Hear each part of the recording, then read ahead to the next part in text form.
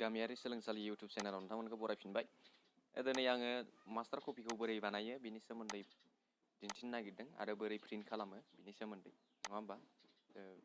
Race' बेयाव मोनसे print खालामगोन जोङो। आङो प्रिन्ट खालामना लाबाय। रेस' सिबि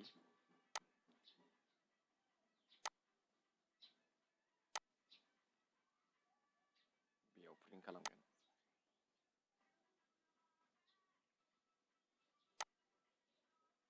आङो प्रिन्टनि माबाखौ मिलायगासिनो, नायलांबाय था नोंथांमोना। कास्टम खालामबाय आङो साइजखौ इन्सि बानायनानै 9 होबाय, 11.5। अके, इमेजखौ एसे मिलायनानै लानांगोन। इमेजाव सलिड ब्लक ओमफ्राय बे बल्ड बेखौ होनांगौ, प्रिन्ट होना होनांसिगोन। अलरेडि बेयाव प्रिन्ट होनाय लोगो लोगो रेस' सिबि माबायाव प्रिन्टाराव बेयो मास्टार कपि जाहैगोन हारसिंनो। बिनि उनाव नोङो बेसेबां प्रिन्ट खालामनो बिनि प्रिन्टखौ खालामनो हागोन आरो, नङा होमबा? थ' नोंथांमोना नायलांबाय थादो भिडिअखौ।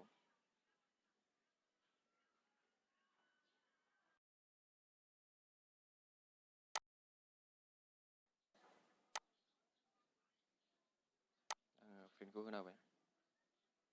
टेबोलाव सेलेक्ट प्रिन्टिं मास्टार मेकिं जागासिनो। अलरेडि बेयावनो मास्टारा जायो, बिनि उनाव प्रिन्टखौ गावनो लाङो। अब्ला नायलांदो। मडेला जाहैबाय रेस' सिबि 3230। 1 घन्टायाव 10,000 प्रिन्टिं कमप्लिट। बिराद स्पिड आरो फास्ट। मास्टार कपि जानानै दा प्रिन्ट गबोबाय।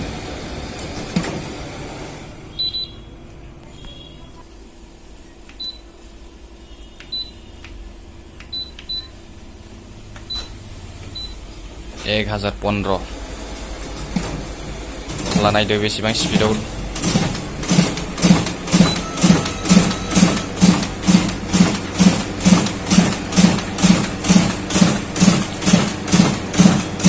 प्रिन्टिं।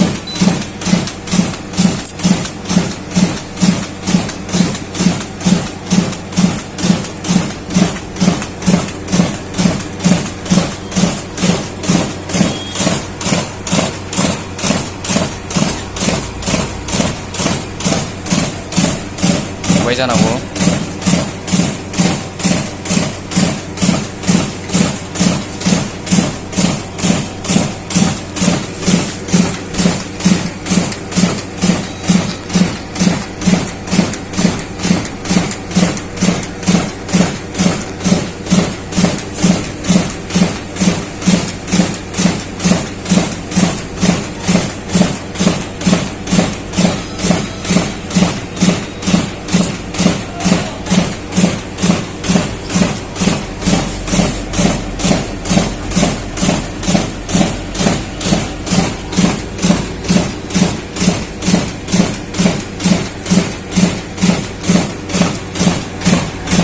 स्पिडा जों 1 2 3 4 5 सिम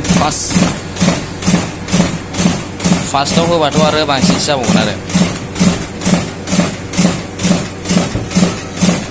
एसेबां खामानिखाय लासै होदों।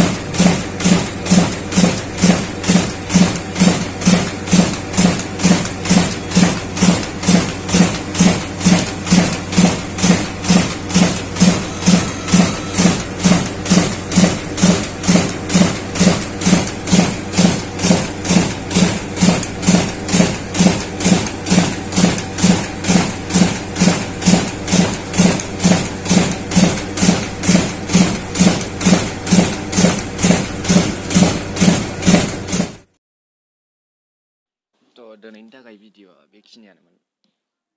प्रिन्टिं जाबाय दङ। अलरेडि 1000नि प्रिन्टिं होबाय।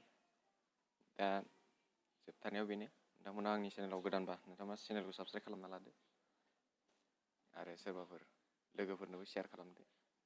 अब्ला भिडिअ'खौ फोजोबनो लानोसै, नङा होमबा? दिनैनि थाखाय गोजोन्थों। जय बर'नि जय बड'लेण्ड।